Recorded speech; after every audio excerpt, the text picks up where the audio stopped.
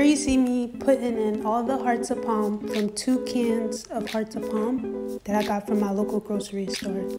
You're going to want to use a food processor for this recipe. I did do this in combination with using a fork to pull apart the bigger pieces, and then I put it into a bowl. Now next I have my mushrooms. So I opted to use mushrooms in this recipe because I just like how the mushrooms absorb flavor. It just works. So I had oyster mushrooms, and then I got one of those gourmet mushroom packs, and you see me just adding that. It's like just leftover mushrooms from the other day's meal. Now I have the red onion that I put into it as well, and you're going to see me put some red peppers.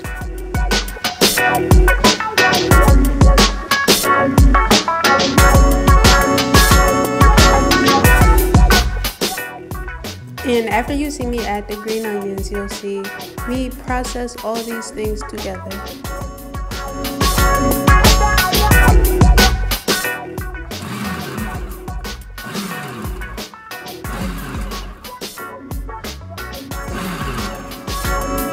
I processed everything down to this much, not too much, and I got my pan, got my oil, and I basically put everything in, let it fry for a little bit, and then poured in some oyster sauce, some kelp powder that I got from Penn Herbs, now second in Spring Garden, and then I poured some more seasoning that you can see here. It's just obey, salt, onion powder, pepper, you know, just to list a few, but this shot pretty much shows everything I used.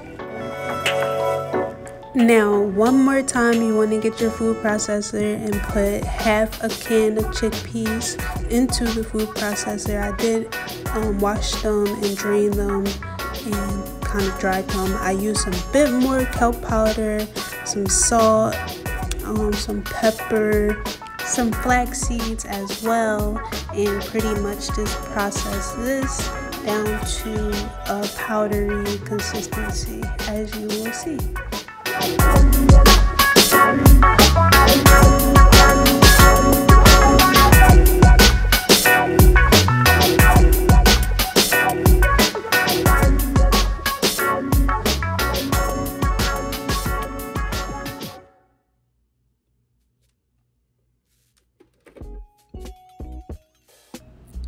And we're back to our mixing bowl where the hearts and palm was sitting at, and we're pouring everything into this one mixing bowl. I did, like mentioned before, break up all the big pieces that were left over from the hearts of palm, and this is just me getting all the edges of the food processor from the chickpea mixture, and then you will see me add the vegetables that were in the frying pan to this bowl as well.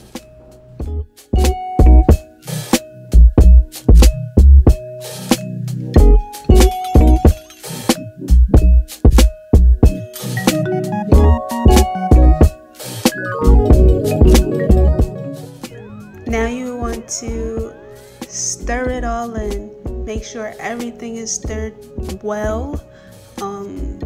Take your time. Don't get things everywhere. But you do want to make sure this is evenly stirred, evenly blend together. I did taste as I went, because the great thing about vegan food and plant-based food is you can eat it as you are cooking it. It's not raw meat or raw egg in here, so I definitely tasted it, and I ended up adding more salt. I added some Dijon mustard and some mayo. So, you know, have fun. I have a website dropping soon, and it will have a recipe for this if you are interested. So just stay tuned for that. I'm so excited to be able to share further with you guys. But yeah, just have fun with this. This was a unique situation, so have fun. I forgot to tell you guys, I did add the juice of half of a lemon. Don't forget the lemon.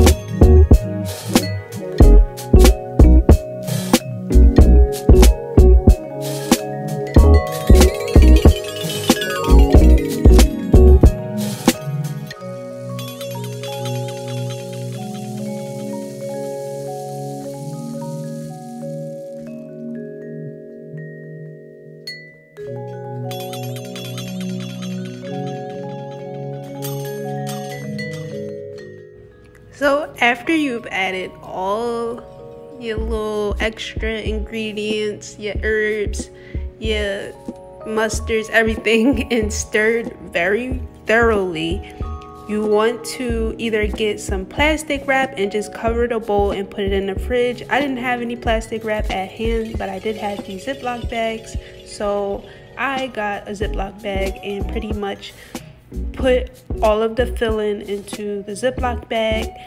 I sealed the Ziploc bag, got all the air out before sealing it, and then I set it in my fridge. You only really need to set it in your fridge for probably about 30 to 45 minutes. But I started doing a whole lot of other stuff, and it was in there probably for like an hour. So